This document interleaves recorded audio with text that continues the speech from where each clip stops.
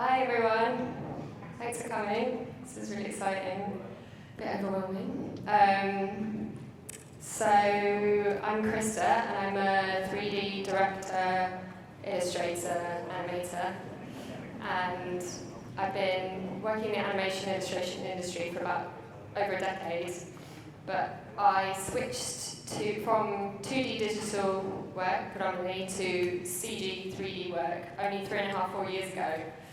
And it was a really good decision because I got to work on some really cool projects for Netflix, the New York Times, Parlophone Records, made work for Oatly, and things like that. So it was good, and I thought I'd kind of take you through the process of what that looked like, that transition, because I don't have a very high level of technical, techie 3D skill, but what I brought from my 2D work was kind of like a sense of humour and a point of view, and a sort of design aesthetic, which I now get hired for, like, only, so I think it was a success. I'm going to just play you my reel quickly.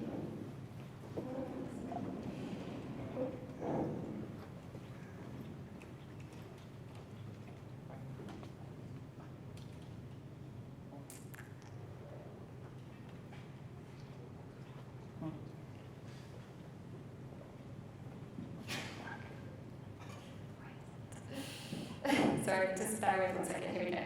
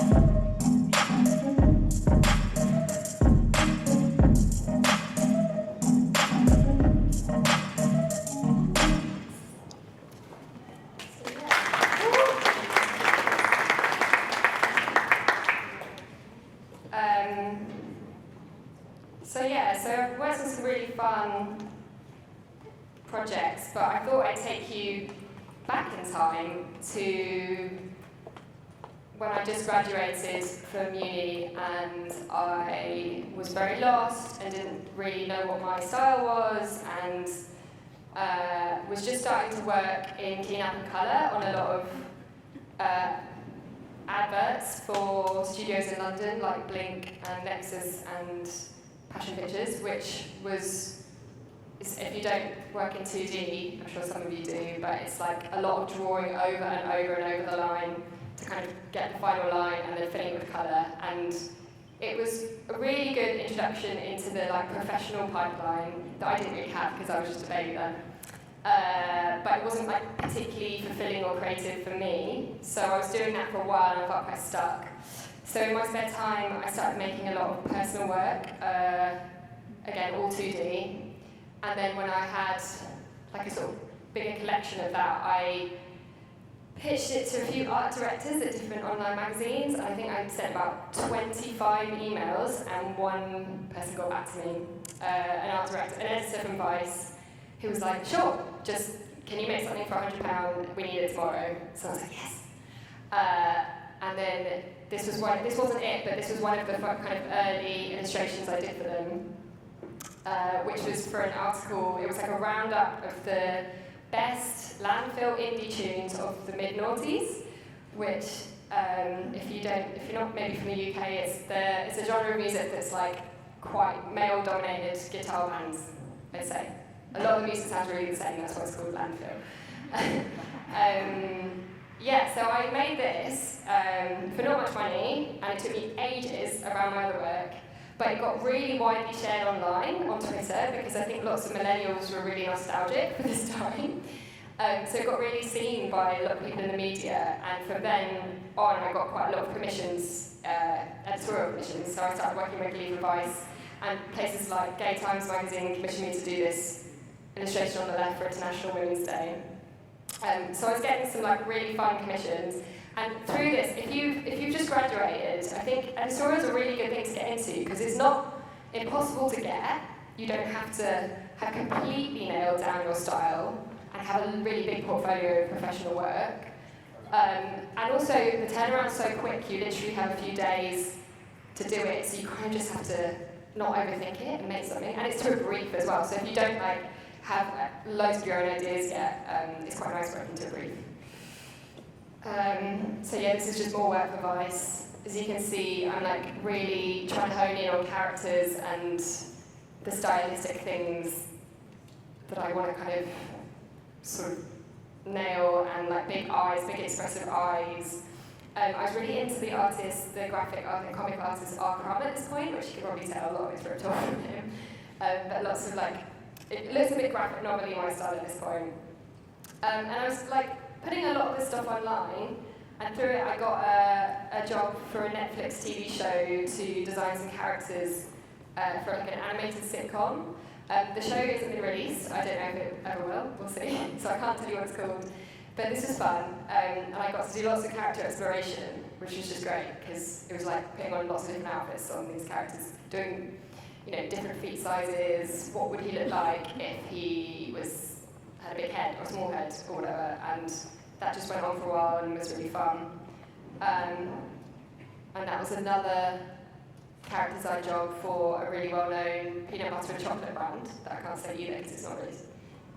But that was fun. That was like, I had a day to just come up with loads of different characters who were like potentially going to fight in the advert. So I was like kind of experimenting with conflict and things like that. And then I was doing that for a while, and I think everything started to plateau a bit, where I was getting like a regular stream of editorial work, but it didn't feel like it was going any further, getting bigger, like the budgets weren't getting big or anything.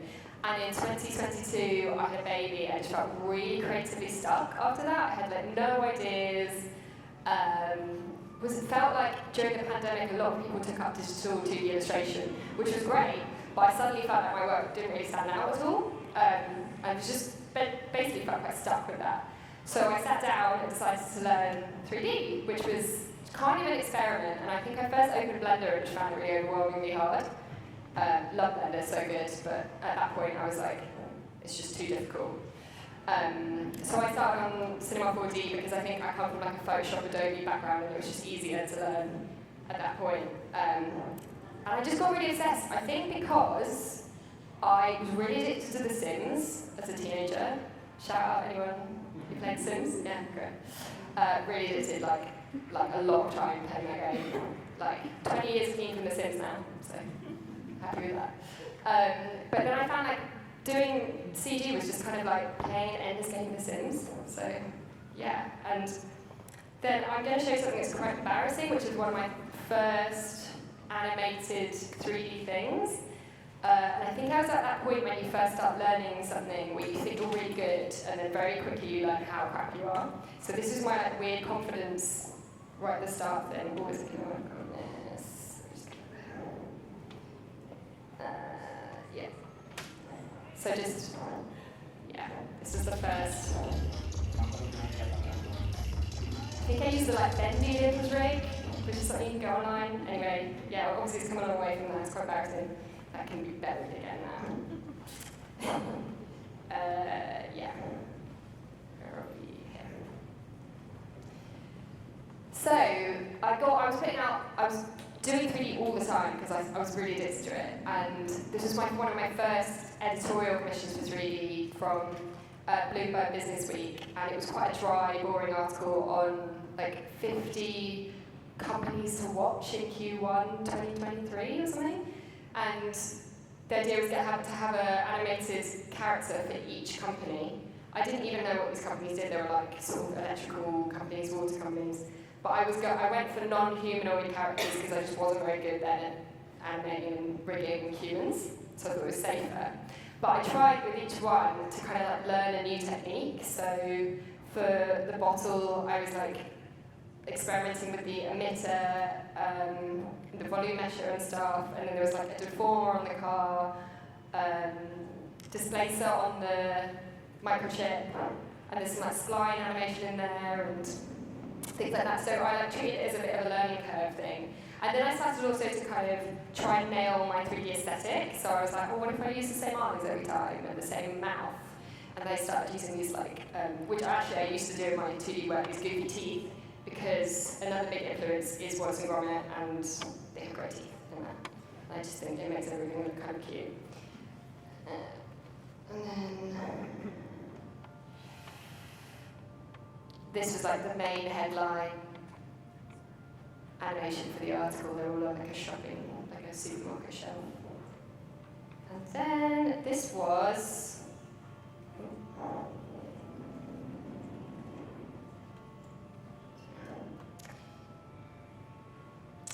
so this is an early 3D commission by the Hollywood Reporter. This was the article. So I think at this point I discovered clay textures. Shout out to Grayscale Gorilla Play-Doh. I love it. And I was suddenly really amazed by this thing that you could do, where you could make it look stop motion if you had a low frame rate and you had really tactile textures and realistic lighting. I was like, this looks like it could have been made in clay. Have I just like done this amazing hack where I don't have to do all that work, but like that stop motion look? So that was really exciting. Obviously, loads of other people have done this before, but I thought I was the first one for some reason. And also I think I started to play around with quite kind of like sort of primary kind of kids TV show colour schemes.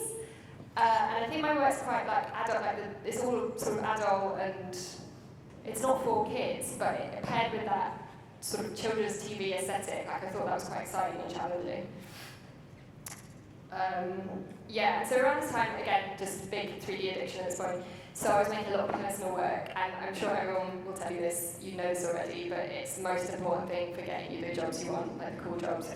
And the way I really nailed, I think at this point, how to have a consistent aesthetic that was really fun and felt fresh every time was to imagine that there was an animated TV show that just contained my characters and the world in my head.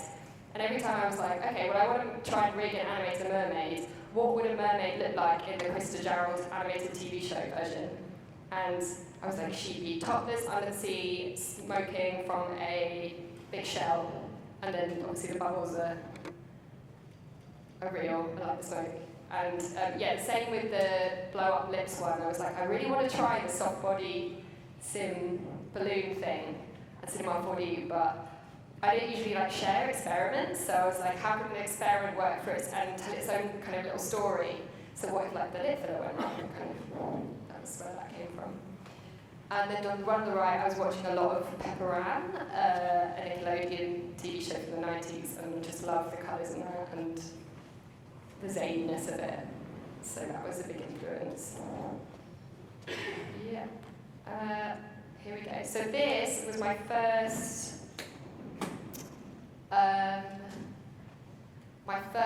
like proper brand commission for Lemonade Insurance. I reached out to them because they collaborate with loads of cool animators that I really admired. So I was like, maybe they'll work with me. And they said yes, so that was great. And again, a really open brief. I was literally able to do whatever I wanted, apart from follow this audio they had, which was a customer review of pet insurance. And my idea was, I think I just watched Tiger King, and I was like, okay, she's a cat lady. What if she had a bajillion cats and dressed in tiger print all the time? So here we go, I'll play this. Oh yeah, limiting has been an absolute godsend. You know, I thought it was a little ridiculous to get pet insurance, but I really didn't want to not take my little kitten to the vet because of money. In the last 8 months, I've taken him in 6 times because of ear infections and saved literally hundreds of dollars. He may even need to get surgery, and I can't consider it without Lemonade's help. So the process of filing a claim could not possibly be any easier. I recommend limiting it to all my friends constantly. And now, I'm recommending it to you.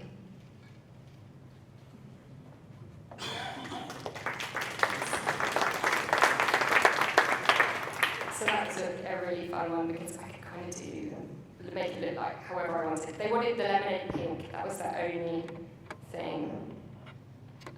I'll just play a little BTS if I made that. Hello, I thought I'd just make Oh. a quick. Let me just get rid of my voice on that. Okay.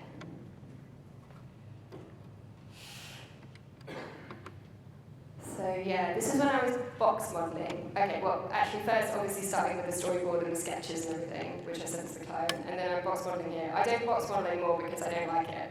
I sculpted VR, and I think my work back then looked kind of square.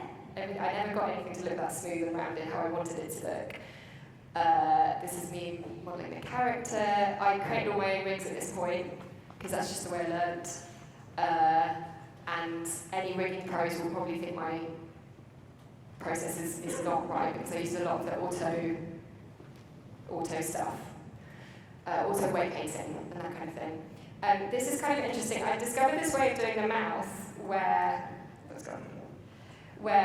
so basically, if you've ever watched behind the scenes of stop motion films, they don't have in-betweens between the mouth frames, the expressions. They replace the mouths, like they use replacement animation.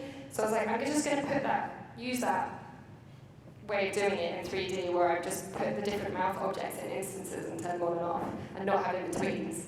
And I feel like that, with the 12 frames per second frame rate that I usually use, gives it more of a stop motion handmade feel, which I'm basically always trying to hark back to. I'm like, never been that into really smooth, slick CGI, and I think I'm always trying to make it look a bit handmade, which again with the clay textures, with the fingerprints on it, and yeah, the stop motion feel.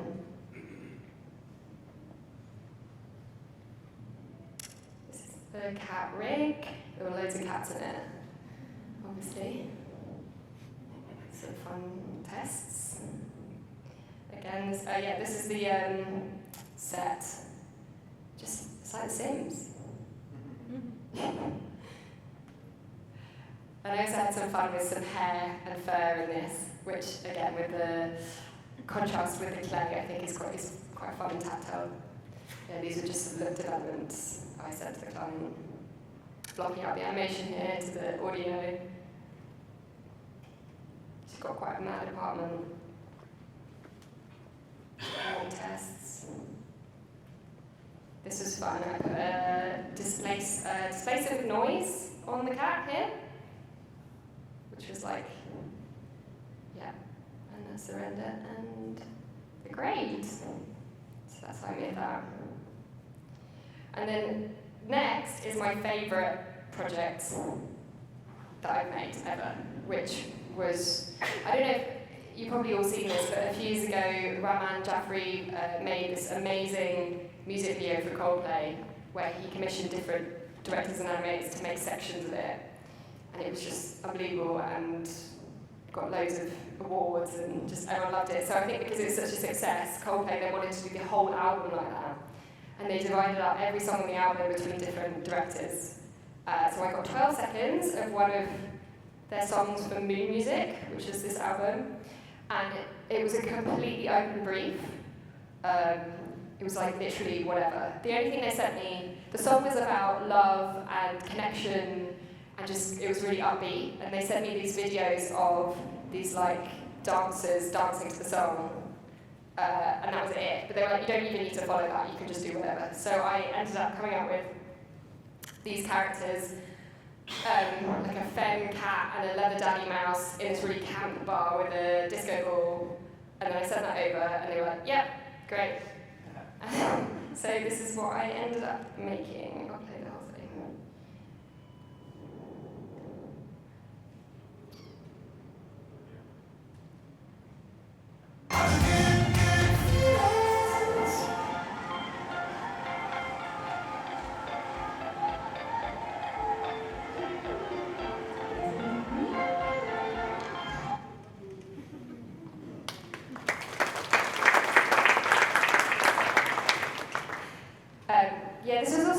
because everything I made before was, the lighting end was quite flat, and I really pushed the just different lighting in here and to give it more of an atmosphere. And suddenly I was like, oh, everything looks a bit more cinematic. Whereas before it looked very illustration-y, and now it suddenly feels like I want to be in this film with these characters and knowing what they're doing later. And so I think that's kind of more the direction I want to go in now. And then there's a little behind the scenes on this too.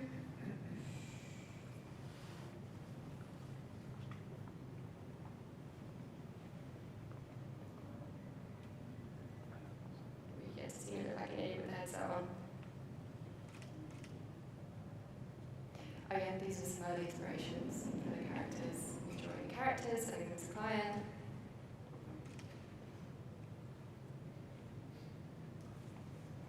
Very serious work.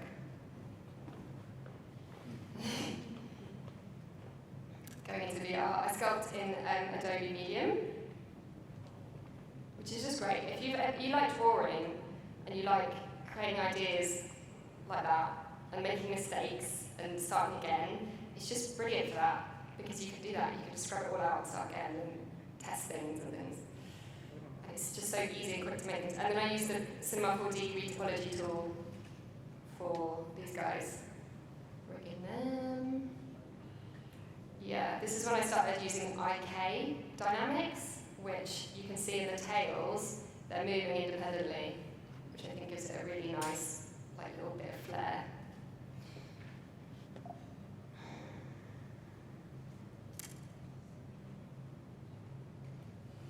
Yeah, so I think visually, because everything looks a bit lo-fi, like the rigs are a bit janky, the way painting's a bit, I'm sure like people can spot that, and it's a low frame rate. I've realised that if adding things like the IK dynamics on the hair, you can see it's on the hair of these characters in the hot tub as well, and on the tail and on the wings of the angel, it just gives it this like polished something that kind of makes the jankiness, the low frame rate look on purpose rather than just like you're not very good at animation, which is nice. These were two GIFs illustrations made for a Wired series on AI. It was like an AI agony aunt column that went on for 6 months that I made GIFs for them for every month. And again, it was like really short turnaround, so I had to find a way of doing it quickly. So I decided to kind of just duplicate the character and put the sort of metal texture on, so that there was like a robot version of the human for everyone, which kind of was sort of, I guess, what AI is in a way. It's like, sort of like your AI companion that helps you out or takes your job. So yeah, so this is just a look inside the project.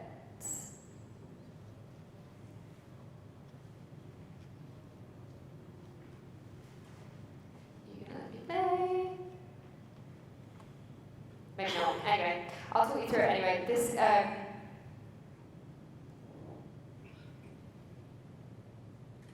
oh, it is, okay.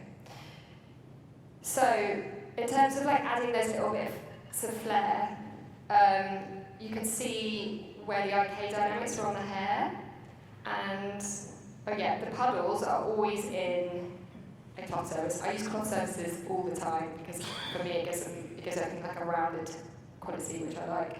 The bubbles are like spheres inside an emitter with turbulence and a random effector, which gives them quite, like, I think I just used a tutorial from YouTube for this, but again, giving the bubbles a realistic quality when everything else was kind of cartoony and stylized. Like, I really like that combination. Yeah.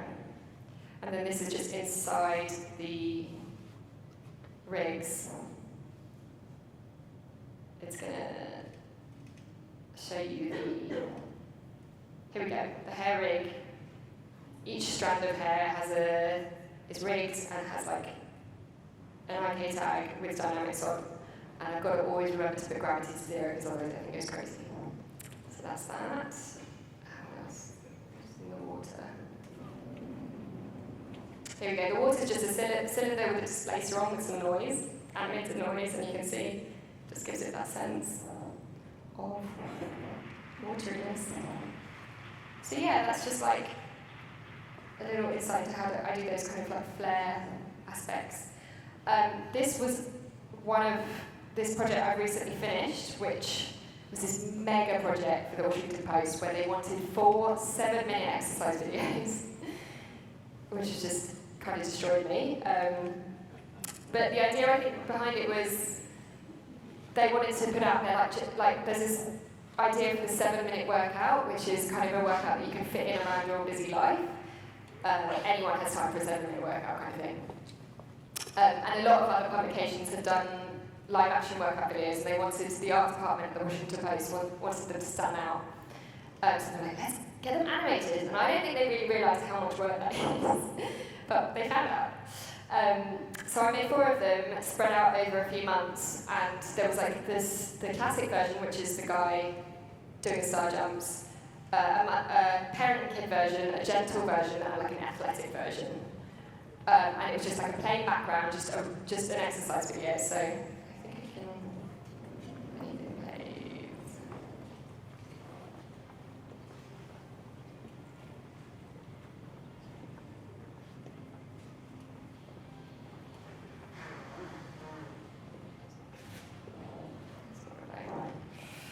Okay, I can't show you the video, annoyingly. Let's wait for a minute to this. In a minute, I'm going to give you a QR code. Hi, Oh, here we go. and welcome to the 7-minute workout with...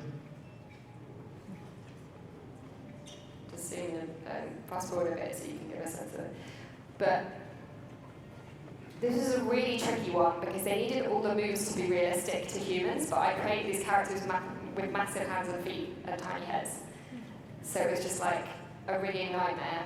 And I'm going to show you in a minute how I kind of rigged them. Hi. Here we go. Oh. Hey, hi, I'm Chris Jordan, and welcome to... Okay, anyway, that's not working. Here's a QR code if you want to look at the rig I used, which is actually a Cinema 4D rig, which in the character object, I'm going to go in here and show you.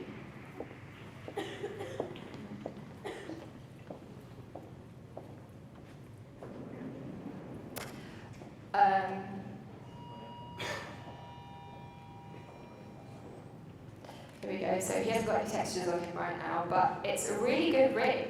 I only discovered it recently. I got some, because they were quite high quality, these characters, because I sculpted them in VR, I got some help with the weight painting, but the rig itself is amazing because it's just a regular rig, it has all these controls and stuff, but the handwork's really good. I'll show you in a second. You can have a go yourself. You can do all these cool things with it that just make it really easy to animate. And I'm all about making it easy to animate. So it's just a really good rig. It was still a bloody hard project. There was lots of repetition, and it was fun. The main reason it was fun, it was kind of a nightmare to make. The main reason it was fun is because these things get watched so much when they're on the Washington Post and the New York Times. They just got so many viewers. I got loads of emails from people being like, I've done your workout to your animated characters, which is really bizarre. And nice. And then loads of hate as well. I got loads of hate mail of people saying, like, why would you make the feet so big? Like, guess she never skips foot day. And literally people saying, like, the Illustrator should be fired. I think a lot of people who read the Washington Post are kind of older and just didn't understand it at all. But it was fun. So yeah, there's the project if you want it. Let me know if you have any problems with that later. There's not a Blender version, sorry, I don't use Blender. Maybe I should get into Blender. And then I'm just going to end on this fun job I did for Oatly recently. Completely free brief. I seem to have got a lot of free briefs recently. Maybe people just come to me for nice briefs, free briefs. But it was like, you've just got to kind of feature the product in it, and that's it. And it's for social media, so that's why it's vertical. Hey mate, it was cool going for coffee the other day and like your fit and everything, but the whole adding Oatly to my latte from your shoe was just weird AF. You must be doing mad yoga. Where do you even get shoes like that? So this isn't going to work. Ciao!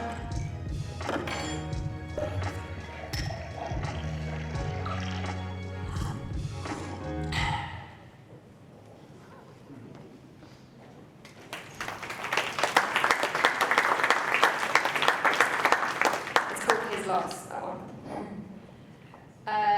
That's it really. I hope that was useful, like showing that transition from 2D and just trying to kind of like world build and create characters in this kind of like almost like a cinematic universe, which once I started thinking about it like that, it just didn't seem, it wasn't hard anymore to kind of, I stopped overthinking design elements and was just felt more confident in doing it like that, and also humour and storytelling, like they came kind of more easily. So I just feel like it's a good technique for nailing your style.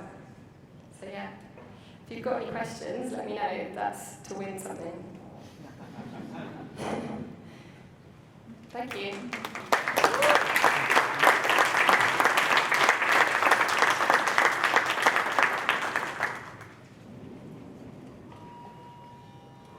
Any questions?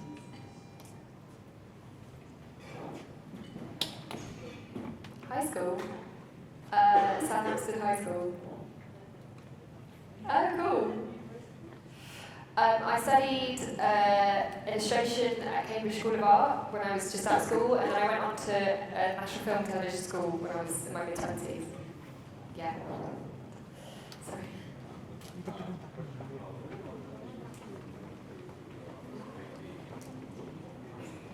Yeah.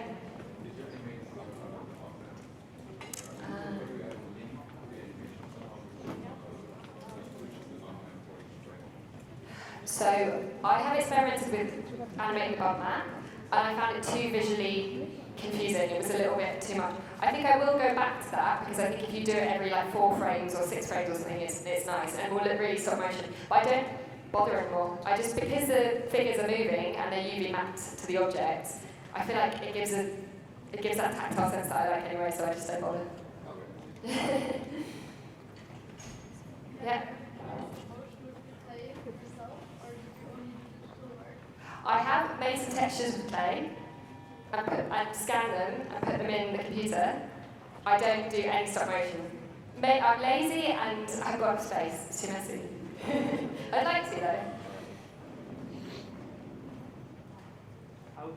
How true to your storyboards are you in terms of your process? Like I always find that I draw a storyboard when you start modeling in 3D, or you know, it's like, okay, that doesn't match the reality of what comes out, or maybe you get more creative. But like, what's your process? Some artists I know are like, this is the storyboard, and this is exactly what this frame is going to look like. Oh, I'm not true to my storyboard at all. I think when you put the camera in, especially, and you look at the render. I render in Redshift, by the way. I should have mentioned that. It just looks completely different to how you think, and it's nice to be able to play around with camera angles and stuff. I'm quite true to my character designs, the 2D character designs that I usually, because I like to spend a lot of time drawing them before. Obviously, little things will change, but storyboards, like, I do them when I have to. I actually don't love storyboarding, I'm honest. Yeah.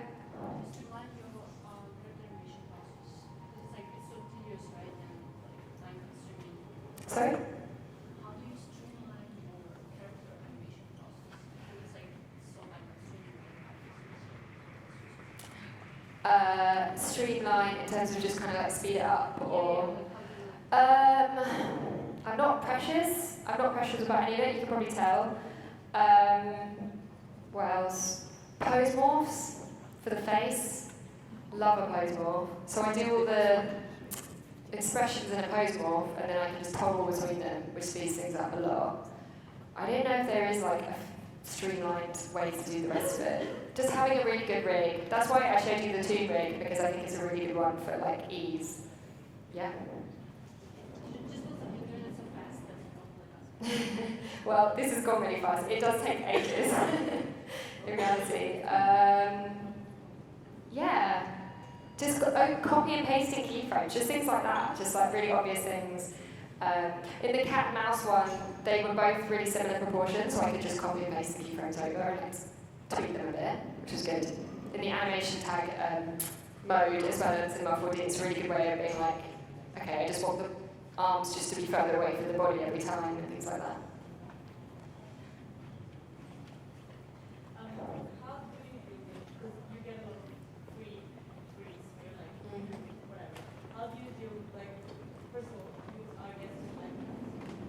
Yeah, yeah. But how do you deal with having in that space, and would you like to have more specific things? To be fair, I did say that, but all of those editorial things I had really specific briefs, and not all of them were fun. I should have, caveated it. I find the freebies easier because I always have characters in the back of my mind I want to start making and doing things with, so I have like a sketchbook full of things that I can always like bring to it. For instance, like some of the editorial ones, they're so turn around stupidly fast for some of them, like you get a week and often less. And because of that time frame, I'm just like, okay, well, what's the easiest way to do this? I reuse characters a lot as well. Like the great thing about 3D is you just have a big backlog of things you can reuse, so that makes things a lot easier. Yeah.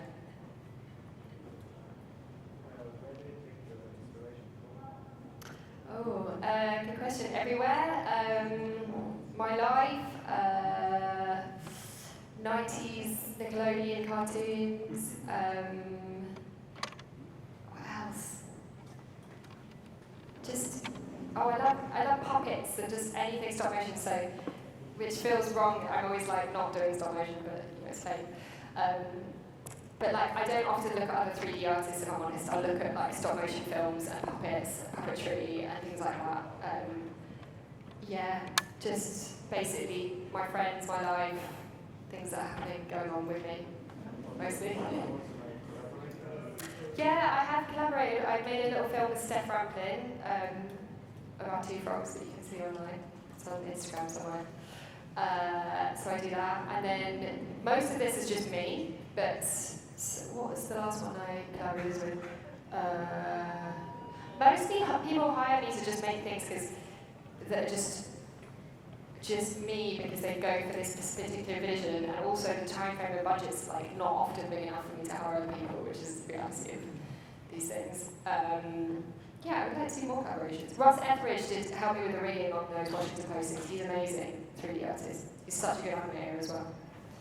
And I made something with Carl Platz that is coming out soon, a short film that is insane. I don't know if you know the illustrator, animator Carl Platz. He's really good. He's a 2D guy, and he's made a film called Behavior Gravy about some kid who like self-optimizes by like drinking loads of gravy, and his brain explodes basically. So I've done like a 3D bit of that, which was really fun.